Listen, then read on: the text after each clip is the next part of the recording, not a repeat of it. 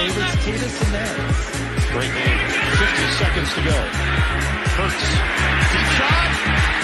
Hold in, Devontae. Sure. Before the press conferences even start. I mean, we could talk for 45 minutes just about how atrocious the defense is. Doing? He's just picking the big guys.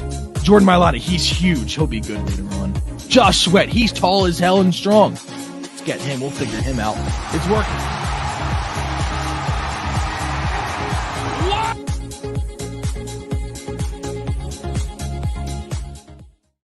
Good morning, everybody, and welcome to Trending in the AM right here on DSM Media. We're live, Facebook, Twitter, Twitch, YouTube. As always, make sure you smash that share button, smash that like button, and head over to YouTube and smash that subscribe and bell on so you don't miss a minute of the action. If you head over to the YouTube page, that's the easiest way to get involved with the show. Just like that, you put your comments, and I could go ahead and post them right on the screen.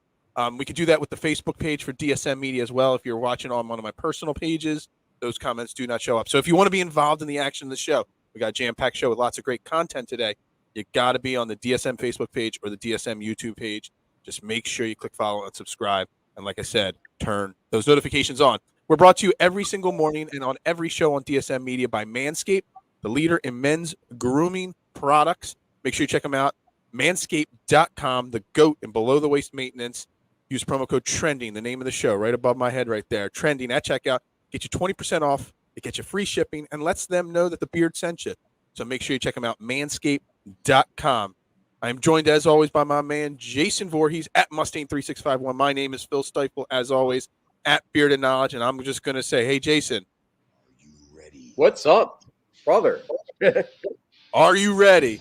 We got a jam-packed show today. We are going to talk Sixers. They had a big win. Well, not a big win, an easy win like it should have been against the Houston Rockets. We're going to talk about that. We're going to talk about the clapback heard around Philadelphia.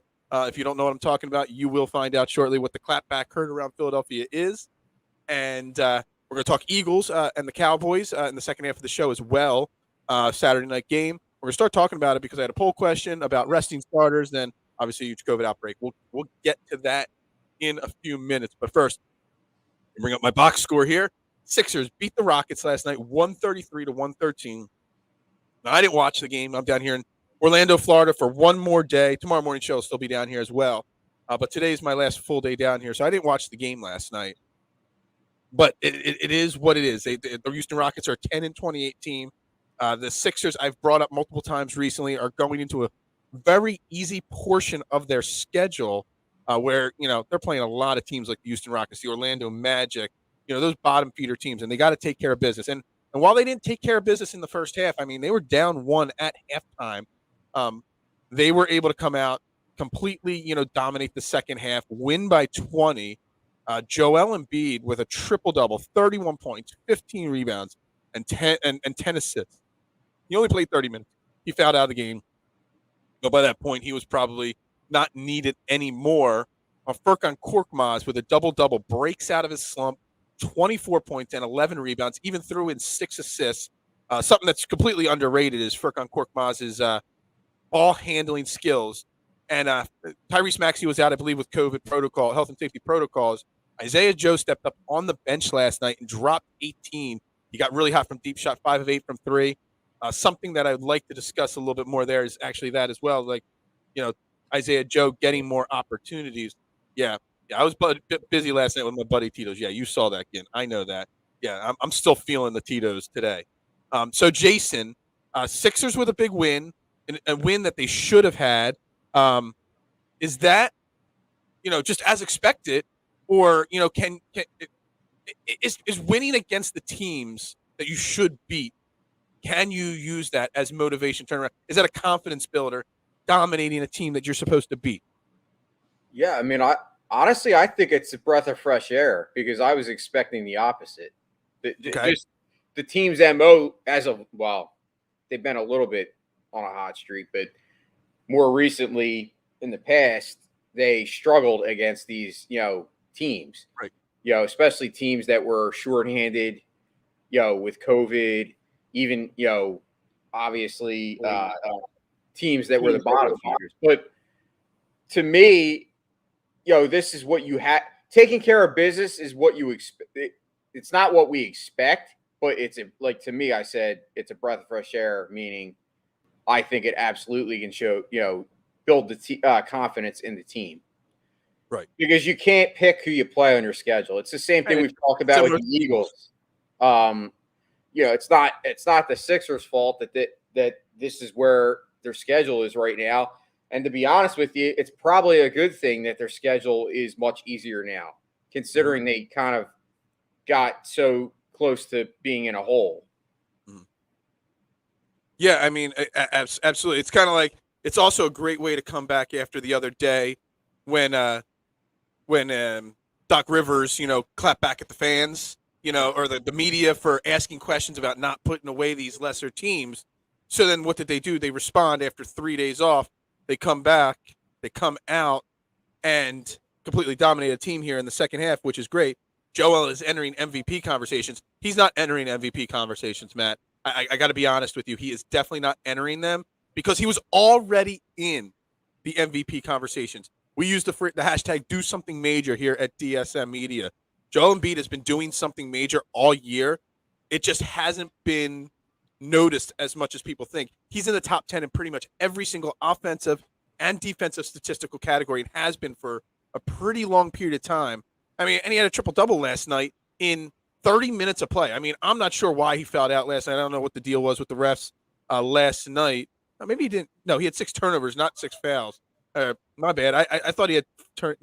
I'm just misreading this box score. I'm not sure. But yeah, having a triple-double in 30 minutes, that's pretty tough to do. 31 points, 10 and 15. I mean, that's not entering the MVP conversation. That is the MVP conversation right now. I know Steph Curry's having an amazing season right now. A few other guys are having some really good seasons, but Joel is a top 3 MVP candidate in my opinion again, and there's no doubt about it in my mind. Oh, I mean, absolutely. I think the only reason, obviously, he didn't win it last year was he was out. Yeah, I say if he plays 2 more games, like literally, he was that close to winning if he played 2 more games last year. I think go ahead. I mean, not to counter the point, but just to kind of add to what you said. I think if he does continue this play the way he is, and he does stay healthy, he stays injury free. Knock on wood. I mean, obviously, it's always a thought. Yeah, but I mean, to this point, the only thing he's been out with was obviously the COVID issue. Right. I agree with you. I don't think it's always the number. I think last year he was just having one of those like seasons that like numbers wise were like, oh my God. But to me, It's not always about just the numbers. It's the eye test. Like we've said it with the Eagles. You brought it up yesterday about Jalen Hurts. I think Joel Embiid to me is definitely generational. The guy is just, he does something major every day. Like, even if he has a bad game, he does something major. Like, whether it's, make a joke and the crowd laughs or does something fun. You know what I mean? Like, he's just that type of player. And it's fun to watch, and I'm glad that we have him. But like Scotty says, like, let's get him some help. I mean, come on, So here. So speaking of help, we're going to get into Tobias Harris in a minute, but Furkan Korkmaz, double-double, 24 and 11 yesterday, 6 assists. He broke out of his slump, basically. He's been struggling a lot lately, especially since the team came back from COVID. I mean, he was pretty much carrying the team, playing 45 minutes a game. And Isaiah Joe scored 18 off the bench in 21 minutes. And I mean, I don't want to question or criticize after a win, but I kind of feel like I have to because Isaiah Joe, we've had Furkan struggling a lot this year. We've had George Niang go through his struggles. He's been up, he's been down, he's been up. We've had games where Seth Curry is struggling. You got a young kid in Isaiah Joe that can knock down shots when given the opportunity. And last night showed it. 21 minutes. He was 5 of 8 from deep. The guy could shoot. Yeah, I mean, he might not be ready to play 21 minutes a game, 82 games a year yet because he's still pretty young and still pretty raw. But my question is, like, why isn't Doc Rivers, taking advantage of a guy like him more frequently? There was how many games where we were short-handed and he was a DMP coach's decision. You got games where Furkan's going 0 for 12, 0 for 14. And instead of pulling him out at 0 for 8 and putting Joe in and just seeing, is Joe hot tonight? He just lets him ride the bench. So I hate criticizing after win. I really do. But that's a criticism that I have is you've got a potential young weapon like Isaiah Joe on the bench, and you almost never use him. So, is that a criticism on Doc? Is that Joe must not, maybe Joe is not doing enough in practice? I really can't put my finger on why Doc Rivers isn't utilizing Isaiah Joe, not every single game, but on occasion a little bit more. I thought the Sixers didn't practice. Oh, yeah, that's right. My bad. I forgot they don't practice. Well, no, I agree. That's going to be. We're gonna make that joke literally for the rest of Doc Rivers' tenure here in Philadelphia. Are we not? Well, we can combine that with the AI, talking about practice. Yeah, exactly. It's either talking about practice or we don't practice. I don't know. Yeah, exactly. Yeah, I mean, I agree with you. I think I'm always a firm believer in playing your young guys, giving them a shot especially when your team's struggling. Yep. I've even said it with the Phillies quite often. I know baseball is a different sport, but I think sometimes these teams tend to, they look at these young guys and they say they want to develop them, but then sometimes to me, there's a fine line. Like it's easy to say like, yeah, let's develop this guy, but sometimes you got to just throw somebody in and just give him the shot because obviously he has it in him. I know it's a lesser team, but hey, sometimes that's the time to do it. Right. Whenever you want to build somebody's confidence, you want to go back to basics and you want to kind of, instill that mentality that, hey, nobody's replaceable. Like if you're not playing well, then yes, you will sit the bench. That's right. What a good coach does in any realm of business. Like if you have a person that's struggling, you don't just get rid of them, but you have that option of saying, okay, well, if you're not going to do better, then I'm going to put this person there. And you have to have competition. Like competition's good. And I agree with you, man. I think Isaiah Joe, like I said, I've been saying Maxey more. I want more Maxey, more Maxey, more Maxey. Obviously, he was out yesterday with the protocols, but I like the idea of using younger guys. What do you have to lose? Well, what do you have to lose? I mean, Tobias Harris. Let's talk Tobias Harris then. The clapback heard around Philadelphia. If you don't know what I'm talking about, obviously Tobias Harris has been struggling all season long. He shot 6 of 15 last night again, only 14 points, 6 rebounds. He did have 6 assists as well. He played 35 minutes. He was the second leading minute getter on the team right there with Furkan.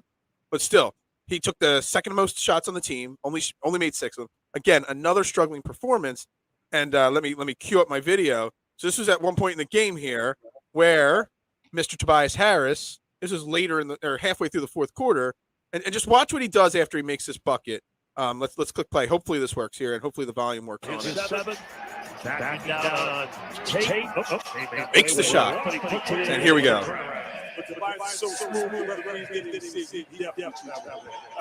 Did you see that there? Were you able to see what he did there at the end of that video? No, did he say something? Yeah, he basically lipped to the fans. He clapped his hands and said, "Don't effing clap." So basically, he's saying, I guess the crowd. Basically, the crowd pulled the cheer for him after, kind of like when Ben Simmons would make a free throw last year. They would clap for him, So they clapped because he made a shot because he was struggling so much.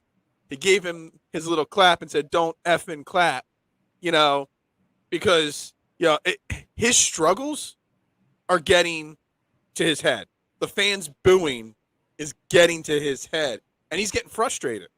Instead of focusing on getting through his struggles, focusing on improving his game, finding ways, that little shot he made in that video, that little post-up fadeaway, that's like a big part of his game. He doesn't do that enough. Letting it rip, smoothly and not hesitating on a shot, those things, he's just not doing it. And instead of focusing on improving all those things, he's focused on worrying about the fans booing and clapping and this and that. And I don't expect that from Tobias Harris. Tobias Harris is the quiet leader on this team, supposedly. Tobias Harris is this gentle giant on this team. He's the guy that, the young players on this team look to for advice and seeing him act out like this is so out of character for him. And I'm not sure why, because he's had struggles in his career before. I'm not sure why all of a sudden it's getting to him and getting to his head like this. Because honestly, it's just going to make him a little bit worse. I mean, it's going to make him go down even further before he can build himself back up. And the last thing we need is to him start having some, personality conflicts with Philadelphia and personality conflicts with the team and the fans, just like Ben Simmons. So, I'm really disappointed in the way Tobias Harris acted there.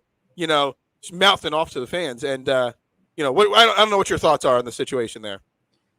Yeah, I mean, I'm just kind of confused anymore with the mentality of these athletes, and I don't know if Tobias is a veteran, but he's still, I guess, fairly young. He's not 35.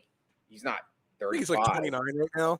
So yeah, he's still fairly all these athletes are younger, obviously, than me. I'm 45. Yeah, obviously. Even you're the only person around that's older than me.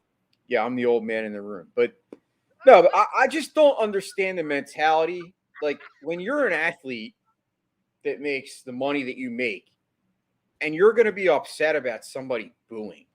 Like, I get, there's a fine line. Like, I get athletes being upset when fans and media cross the line and when it becomes hate. Mm-hmm. Whether it's somebody tweeting at somebody's wife, or I get the athletes being pissed off, and they have every right to be mad about that kind of stuff. But we're talking about booing, and we're talking about people criticizing. And listen, dude, the good ones get it. We've talked about it. Brian Dawkins, he got it. Jason Kelce, he gets it. Some athletes just don't get it.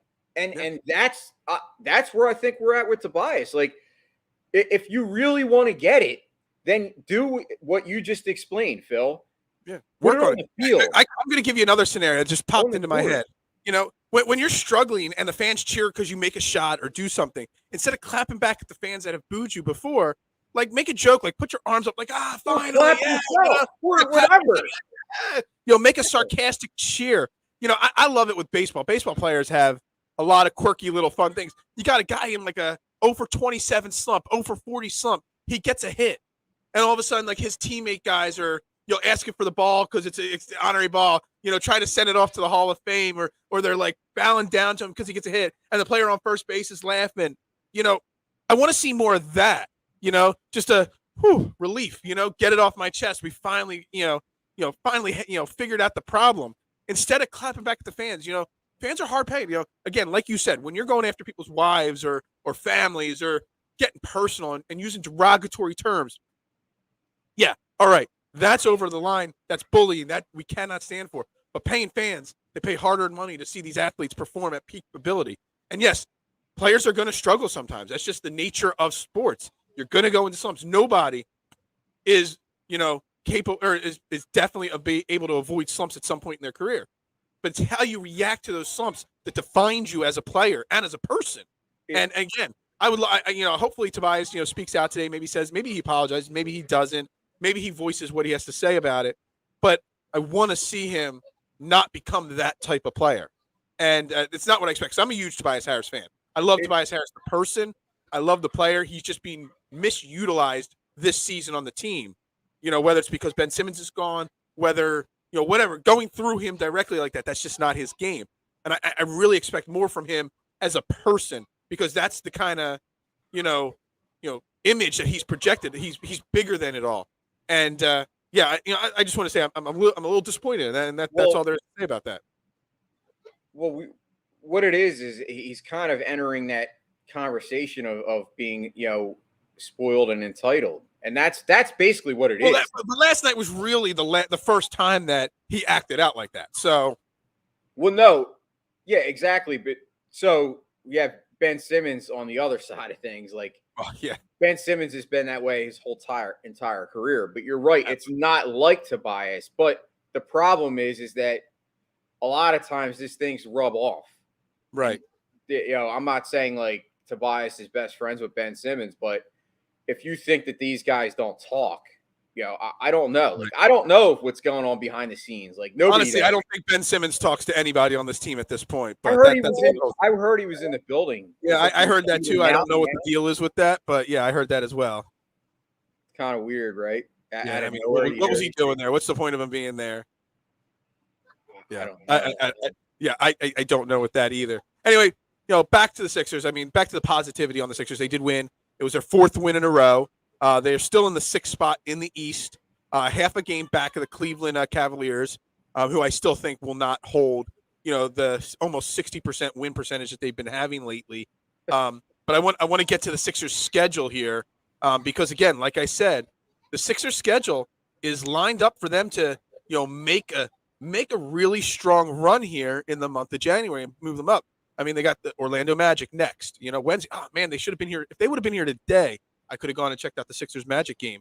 Then they got San Antonio. Then they got Houston again, Charlotte, Boston, and Miami. Good teams, but we just beat Washington and Orlando again, San Antonio again, New Orleans again. Sacramento. This month of January is loaded with majorly winnable games.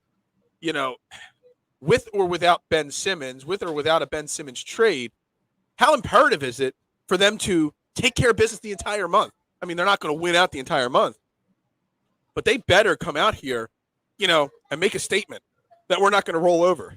We're not going to roll over and just be content with the playing games of the playoffs. We're not going to be content, just barely making the playoffs. This is their month to make that run, and it really will define, Joel Embiid also as an MVP candidate if he does that, correct? Yeah, well, that would be a good slogan for the month. Now's the time. Instead of here they come, now's the time. Like today, like let's get it done. This month, you're right. I mean, I think you can gain some ground here and, establish yourself kind of in the I don't think they're going to get into that top tier of teams this year. I just don't see it. They don't have enough firepower unless they make a trade. But I think right now is the time to kind of put everything in the past, put all the slow, the bad, games that they, lost against bad teams and put that all in the past. Like, let's move forward. This is our schedule. We can't pick our schedule. This is what we have in front of us. And I believe that Joel Embiid every year I've seen Joel Embiid grow as a leader, not just a player, but as the leader of this team. And, that maturity to me, you can't teach that. Like, that just comes. And I see it every game with him. And I think now it's just super important for him to keep that leadership quality and, keep the focus and get this team rallied, because they're going to go as Embiid goes. I mean, when Embiid has these kind of games, they're pretty much unstoppable. Absolutely agree. So it's all. They got 14 games left this month. So that's a 15 game, games in the month of January. They just won the first one last night. 14 more games. I want to see them go 11-3, maybe 10-4 at worst, but 11-3. And then that literally, record-wise, kind of starts to make that separation. And then we get closer and closer to the trade deadline, February 10th. Maybe we see some moves made by Daryl Morey. But, they're 20-14 right now. They go 11-3. That puts them at 12 games over 500. Now, all of a sudden, you're talking again about a dangerous Sixers team. I mean, am I asking too much for them to go 11-3 in 14 games? Hell no. It's not asking too much. But will it happen is the question. That is. I mean, I'll be okay with 10 wins as well. But if they start winning only 9 of 14 or 8 of 14, then we know that this team is just an okay average playing team. And I think they're capable of more. So that's why I'm setting the bar at the end of January. When we do a show on February 1st, I want to look at the record in January and see 11 more wins. I want to see a 12 month. This is the way I look at it. They're absolutely capable of more. And the reason for that is the fact that Tobias has struggled so bad. If Tobias could just play at near where his ceiling was, or near even where last year was, this team improves. I mean, actually, it's funny because as bad as Tobias has been, if Tobias could just kind of, the switch could turn on and he could turn it around, it would almost be like adding a player at the trade deadline because he's been Absolutely. that bad. So that's a fantastic point right there. I mean, for real, like think about it. You're playing the way that you're playing, and Tobias is playing so bad. If Tobias could just play half better. If he can go back to playing the way he played when Jimmy Butler was on the team, his first year in Philly here, then that's an improvement for the team. But that's a fantastic point right there. I love that point. All right, we got to transition. So obviously Tyrese Maxey was out with health and safety protocols for the Sixers yesterday. Literally 30 minutes after I made a poll, I did a poll yesterday morning or midday.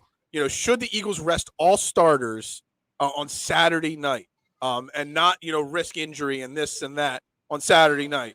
And then literally after 80 votes came in, then the Eagles came out and announced the Eagles have placed Jannard Avery, Fletcher Cox, Marcus Epps, Dallas Goedert, Nate Herbig, Jordan Howard, hold on, the list goes on, Jason Kelsey, Avonte Maddox, Rodney McLeod, hold on, the list goes on, Boston Scott, Alex Singleton, and Jack Stoll all on the COVID reserve list. So now, obviously now with the new protocols in place, all those guys, as long as they're vaccinated, still have time to clear and come back for Saturday. But COVID aside, would you have voted yes or no on my poll question? Should they rest their starters? Because I'll be honest. Right now we're at 64% yes, 30% no. But the people that voted no, were very, very adamant about why and all different reasons why. And I'm going to get into some of these comments on my Twitter page here in a second. But what would you have voted before the COVID thing happened? What would you have voted? Well, I voted yes. Yes, rest the starters. Okay. And the reason behind my thinking was somewhat like what George was saying. George, our buddy from over the pond. The fact that the Eagles, obviously, we know what their main issue's been all year. It's been the slow starts. And to me, the fact that they haven't turned it around yet, one more week of a regular season game against Dallas, to me, doesn't make that much of a difference as far as them getting it the slow starts turned around. And if we want to be really honest about this team, if they're going to have any shot in the playoffs, they can't start slow. Right. So I say rest the guys, get them healthy, especially your offensive line, which is your number one important bread and butter of this team. Obviously, that's the reason why our running game's so good. The offensive line is just done a fabulous job with, run blocking and protecting Hurts for the most part. Obviously he's had some sacks, but not near as much as I saw with Wentz. I say rest everybody, get them healthy, and then be right for the playoff game because there's nothing worse than if you play this game against Dallas and say you lose a Darius Slay, right? To an ankle and he's out and he can't play in the playoff game. I'd rather just have my guys know who I have. We already locked it up. You had on the show yesterday the odds, and it looks like the number one team that we're probably going to end up playing is Tampa Bay. Yep. So do you want to be at full force or do you want to risk that, and maybe lose somebody for that game? Right. To me, rest them, and that's my reasoning. Yep. All right, so let me go through some of these comments on this poll question so far. I got Jim500 _ Jim. Hell no, it's the Cowgirls. I got Rolling Thunder, tough call. I say rest those that are injured. My man, Mike Barrera, he said you play them because seeding technically is still available. You haven't beat anyone significant. Test yourself. You're on a winning streak. Don't let it cool off. If you win, keep it close. You're entering the playoffs. I get some of his points. I don't agree with all of them. Why risk major injury? Someone said Dallas has something to play for. Why give them the advantage? Where we got honestly play half the game. No, I don't agree with playing half the game. No, we're a wild card team for Christ. I got like literally a half a dozen comments saying we're not good enough because we're a wild card team, and that reason. So basically, if you're locked into the 2 seed, because you're not the number 1 seed, you have something to play. You need to play your starters. I just don't get it. Don't. I got somebody saying don't start Hurts or Minshew. Go to the 3rd and 4th stringers. It's Dallas week. F the Cowboys. Rest them all. Rest the major guys, but not the rest.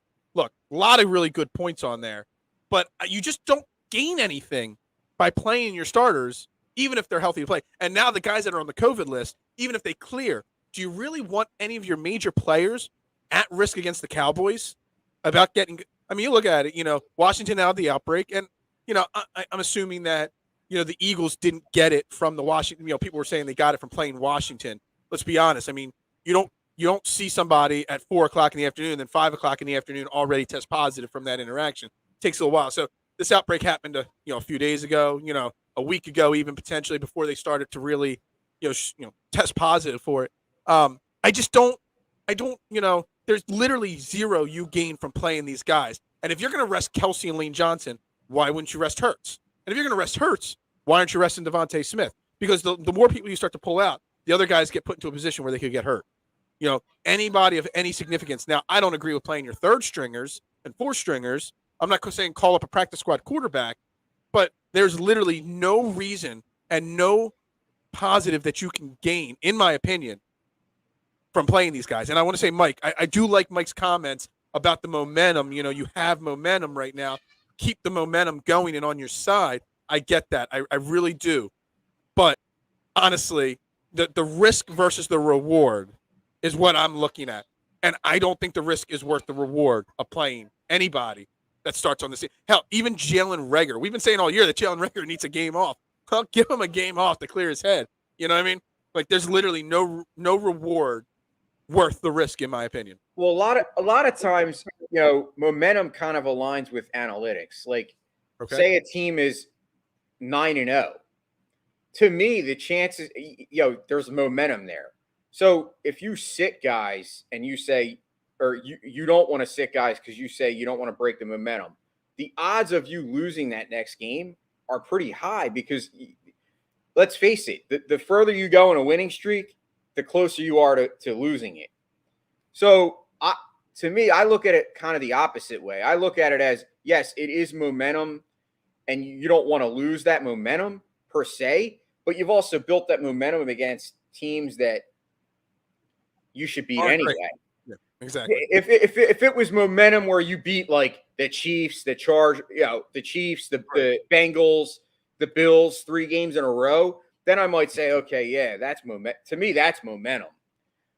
What I want is I want my team healthy and know that they're healthy for that playoff game. And I want to know that we have our best chance to win. Right. So that's why I say sit them. I mean, there's going to always be two sides of the argument. Absolutely. And I get some of them. I don't buy the comments of, well, it's Dallas. You always have to beat Dallas. That to me, I think that's a lame reason to do it. I mean, Mike McCarthy came out and said he is going to play his starters because that's what he's going to do. Whether he sticks to that or not, I don't know. But there's another side of it too, that now all these guys are on COVID. So a lot of guys aren't going to be practicing. And because there's an outbreak, the Eagles taking their safety protocols to extremes as they have all year, they're probably not practicing much this week. Most of all their meetings are going to be virtual, 100%. Guys aren't going to be in the same rooms together all week. There's going to be a lot of practice and training going on from home. So I don't want to even risk other players getting sick. Can we talk about a perfect example? We have the perfect example back in 2017 when this team rested their starters against Dallas the last week of the season. That's the year we won the Super Bowl. Did that kill our momentum? Nope. Did we have a new quarterback even playing? So I think Nick Foles played like the first half of that game. I think Nick Foles played like a few drives or a few snaps on that game. But yeah, it was mostly Nate Sudfeld. I think it was 6-0 that game. Yeah, and the only reason he played is because obviously he was new to the offense. It's like playing Gardner Minshew if he was taking over for Hurts last week. Yeah. Yeah. Okay, and I would be okay if. All right, I want them to rest them from Jump Street, but I would be okay if they even played in one series. If they wanted to play it like a preseason game, that's fine. Okay, get him in there and get him out. But before the COVID outbreak, you could have gotten me to agree to even playing half a game with the starters. I may have or may not have agreed to it, but I may have. But now that you've got a COVID outbreak in your locker room, I don't even want Jalen Hurts showing up to the team facility this entire week. I don't want Devontae Smith showing up. I don't want Kelsey or any of these guys at any risk because, all right, look, we're not going on a Super Bowl run. We know that. It's not Overreaction Monday anymore. We got to be realistic about this team. But we played pretty damn well against the Tampa Bay Buccaneers earlier this year. Okay? They didn't smoke us 48-9. The Tampa Bay Buccaneers just struggled with the Jets. They have issues on that team, which we're going to address the Antonio Brown thing in a minute because we didn't really talk about that yesterday. The Eagles, we've said it, Mark said it, you said it, they're a scary team heading into the playoffs. They're the most dominant run team in the NFL at this point. They've got the most dominant offensive line in the NFL at this point. They got a defense that plays well in the second half, not the first half, which we'll have to figure that out at some point. But I wouldn't want to play the Eagles. It's not like they're a complete pushover. It's not like they're the 2-5 team that was completely lost. You don't want any risk. I mean, it's not like if you go into the game with injuries and loads of injuries, let's be honest, you're just setting yourself up for a disadvantage. You can't tell the team that you're trying to lose, or you don't care about winning or whatnot. I just don't see the advantage whatsoever of putting anybody at risk at all. I want an opportunity. I want to believe that there's a chance that they can win next weekend against Tampa Bay. I want to believe it. And by putting the players at risk, then you're telling me that you just don't really care. I mean, you mentioned the fact that as far as playing Tampa Bay, so I'm kind of looking back at the last game. I'm looking at the stat lines. Well, So I don't remember what the final score was. What was the final score? 28-22. Exactly. Close game. So it wasn't a blowout, like you said. We played neck and neck with them. And I believe I don't remember his final numbers, but I know Miles Sanders had about 54 yards rushing in the second half against them. So we were starting. That second half is where the running being effective started to happen. Yeah, but look at the difference in it. So this is what I'm getting at. So Jalen Hurts in that game went 12 of 26, only threw for 115 yards. He had one touchdown and he had a pick. But look at the running.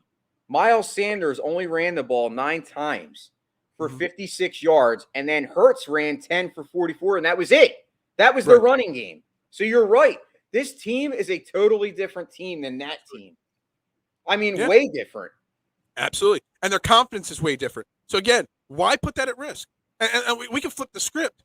Tampa Bay was the number 1 rush defense in the league then. They're not even in the top 12 anymore in run defense. Like the script from Tampa where they were then to now, I know their record's good. I know they're still one of the prohibitive favorites to win the Super Bowl or at least get to the championship game again this year. But the scripts are flipped.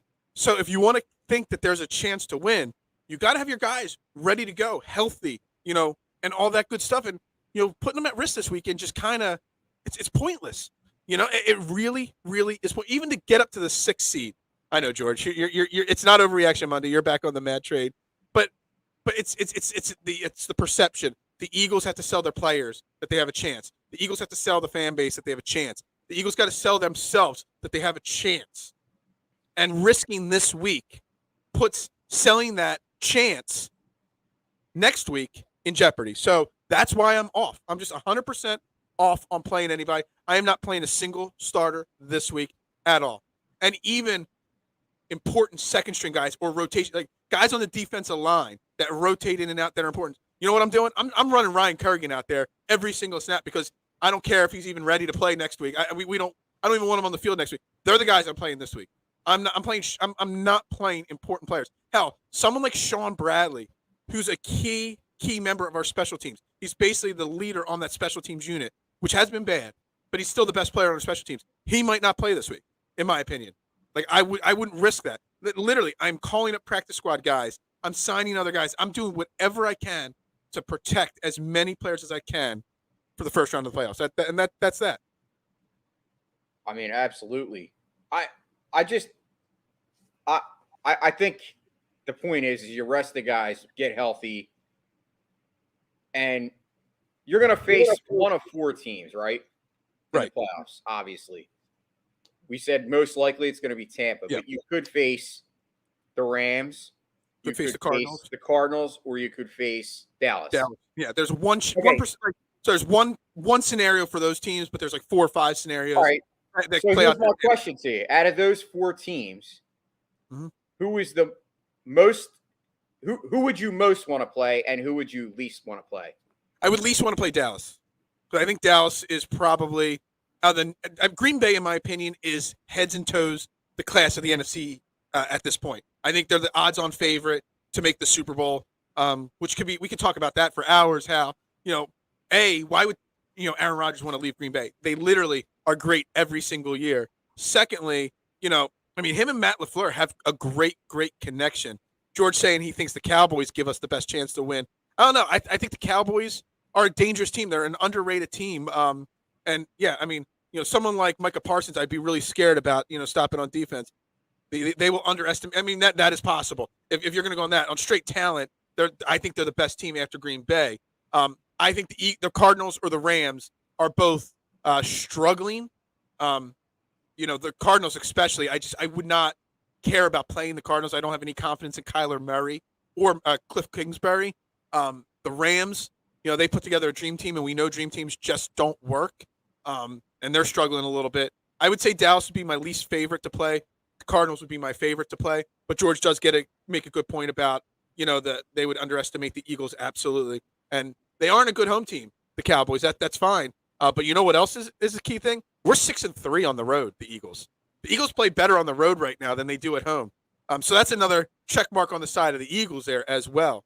But playing Tampa Bay, I'm curious, do you think the Antonio Brown drama, we're going to talk about the specific drama in a second, but do you think the Antonio Brown drama affects this team? Because you do know there's quite a few people on that Tampa Bay team that are friends with Antonio Brown. There's quite a few people that are always on Antonio Brown's side of the equation. Do you think that affects him, and how quickly, Bruce Arians like, nope, he's done. He's cut. He took his own flight home, whatever. Which they actually, just as a reminder, they did not put Antonio Brown on waivers yet. He is still technically a part of the team, which is crazy to think that they're doing it because it's pretty smart. They don't want other teams picking him up. They don't want other teams picking him up and even putting him on the practice squad where they can give anybody any information for the playoffs or anything like that. Antonio Brown is still a member of the Buccaneers, even though Bruce Arians said he's off the team. Do you think that situation affects Tampa Bay at all going to the playoffs? It's an interesting question. Because you got Tom Brady, who is a legend. He would not let it affect him, but you got a lot of other personalities in that locker room. Yeah, but you just nailed it. Tom Brady is the token for not allowing that to creep into any team. And he's proven it, throughout the years. Obviously, he was only on the Patriots and now Tampa, but yeah, I don't see it becoming an issue. In fact, I think it could have the opposite effect. Mm-hmm. I think actually the team could rally around the fact that, you lost a weapon, that kind of thing, and say, everyone's counting us out now. Because, look, they don't have Godwin and they don't have AB. So all of a sudden, there's that noise. There's that noise out there that, Tampa's not as much of a threat now. And that's all that Tom Brady ever needs. Tom Brady don't need anything because he gets it done regardless of the situation. So I'm not counting Tampa Bay out. I do think the Eagles could give Tampa a run for their money. Like I said, because of those reasons. I looked at the prior game, and our team was completely different. I don't even think Dallas Goedert played in that game, and if he did play, he wasn't on the stat line. He had no catches. Right. So that version of the Eagles was totally, in a different place than where Sirianni has this team. So I don't think you can really compare it. And if you want to use the same logic that you say, well, the Eagles might have a better shot at Dallas because they played them again and they're more familiar. Well, they played Tampa, so they've played them this year. So, the team that I don't want to face, and I know that you mentioned them as being one that's struggling, I disagree a little bit. I think there's been stretches where they've struggled, but the team that I believe will give the Packers the best run for their money, it's the Rams. Okay, yeah. And that's because their defense is elite. Mm-hmm. Aaron Donald is absolute monster. You got Jalen Ramsey, best cornerback. Jalen Ramsey might even be in conversation of best cornerbacks ever in the top 10. He's definitely in the top 10, maybe top 5 already. And then you add Odell Beckham Jr., who, by the way, don't forget about Von Miller on that defense that they added as well. Well, Von Miller. I mean, yeah, I forgot about him. But So Odell, easy when you got Donald and Ramsey, you forget about Von Miller. yeah, and to me, Odell Beckham, I know I get laughed at because of that episode I had on my podcast where we kind of You debated yeah. Beckham.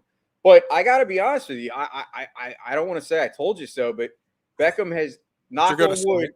No, but he hasn't started any problems, and he's actually played very well. And it's just funny that everyone was saying, "Oh, Cleveland will be better without him." I beg to differ. Did you watch that game last night? Cleveland is horrible. No. Yeah, Cleveland's Baker terrible. Mayfield Baker is Mayfield, horrible. they have to move on from Baker Mayfield 110% there. All right, real quick, I want to close the show. I do want to talk about the Antonio Brown situation specifically a little bit. It's hard because I don't want to judge anybody's mental health. You got people on the side of the equation saying he's just a diva and he overblows situations. Some people saying they weren't using him because of the bonus, that was in his contract if he plays and gets in catches and yards, et cetera, et cetera. Some people are bringing up the hit he took in Pittsburgh, from Vontae Burfict or however you say his name, and he hasn't been the same since then. Some people from his camp are saying that he was injured and didn't want to play. He wanted to protect his body, and they were forcing him to play. There's got to be some truth in this situation, like somewhere. Where do you fall on the line? Because I don't want to get into mental health in the sense where I don't want to see him using it as an excuse. But to me, I mean, there's got to be something off with this guy from all the hits he took in Pittsburgh. Because I mean, he was a diva in Pittsburgh, but he wasn't like this and like he was the last couple of years. I just don't know where. I don't even know where I fall in this conversation. So, do you have a opinion on where you fall in this situation? Well, I mean, that I'm a staunch, advocate for mental health. Absolutely, and that's why I'm asking you this here. I think it's hard to look at Antonio Brown and not realize that there's something wrong there. Like, I'm not saying that he should or he is using mental health as a reasoning, because he's obviously not. He doesn't talk about him having mental health. Right. I'm talking it from an outsider's perspective. There's definitely something wrong with the guy. Like, I'm not saying that he's not, I know a lot of people are saying he's a diva and this and that, and it's easy to say and point fingers and call somebody that, but I'm looking at it more so as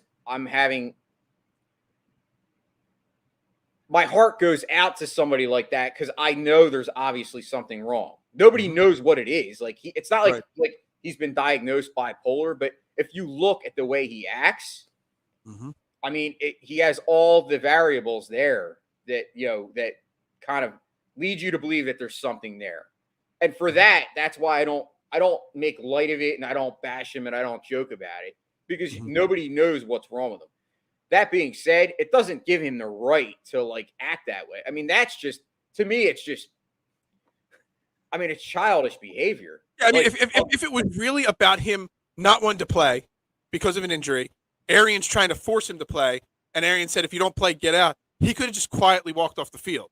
He didn't need to do this big, full-blown out thing, throwing his equipment, tossing his shirts, Instagramming, from the Uber rides to the airport and all that. Like, it's like he obviously must have some kind of an issue, and I don't know if the issue also makes him blow things out of proportions or not, but he brings some of the extra on himself by the way he acts. Does that make sense?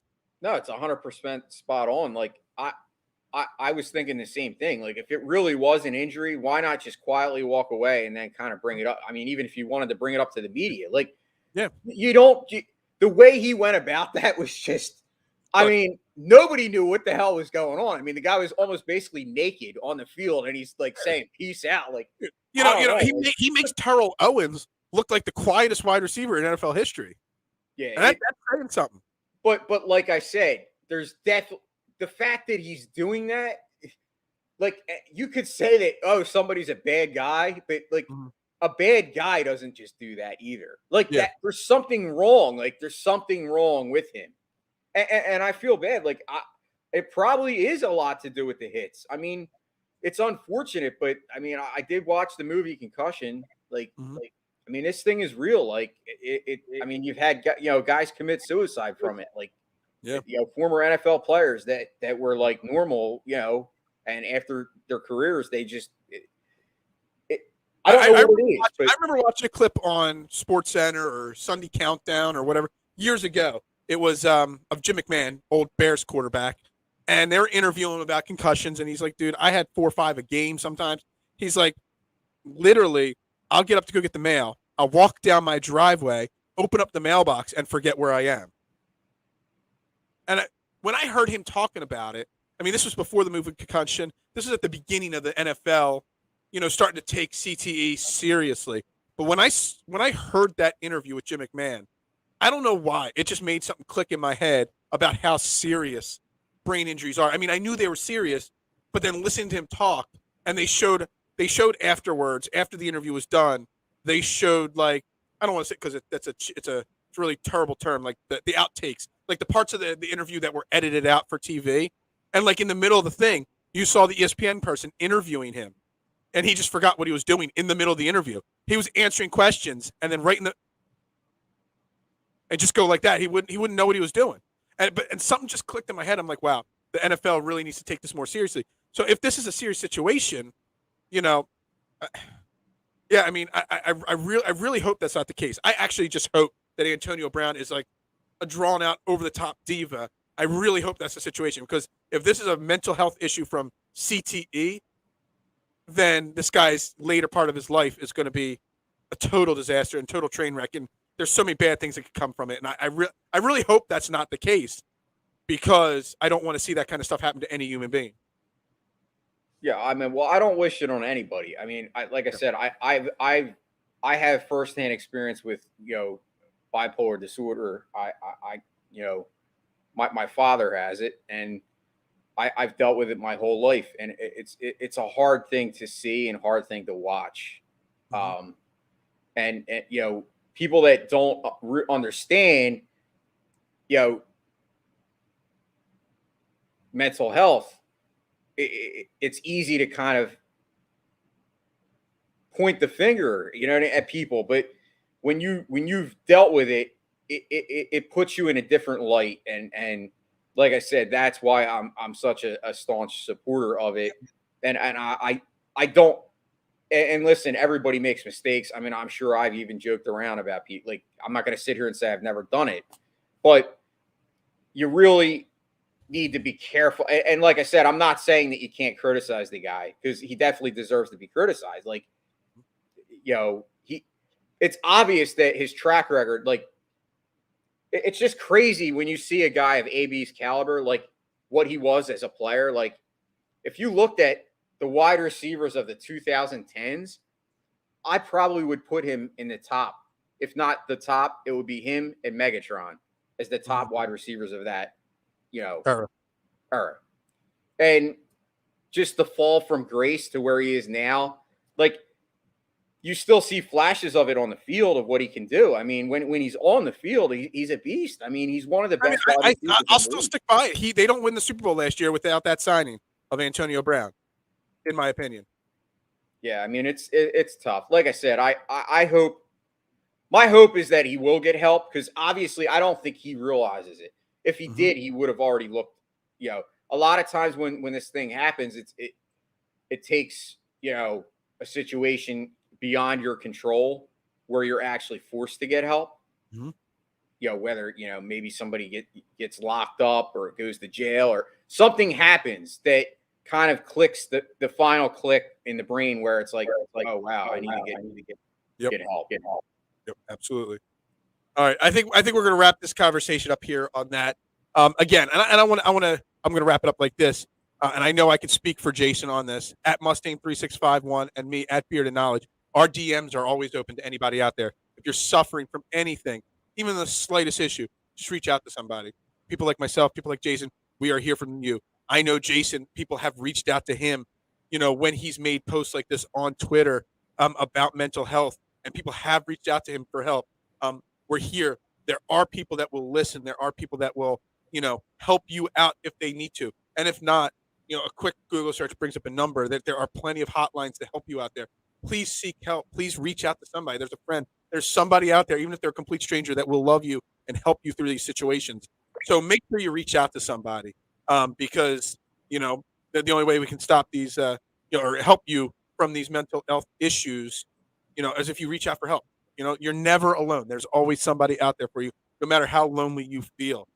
So I'm just gonna end the show with that. There, we'll be back live tomorrow morning at 8:30 a.m. Trending in the AM, and myself and Jason Sullivan will be back tonight 9 p.m.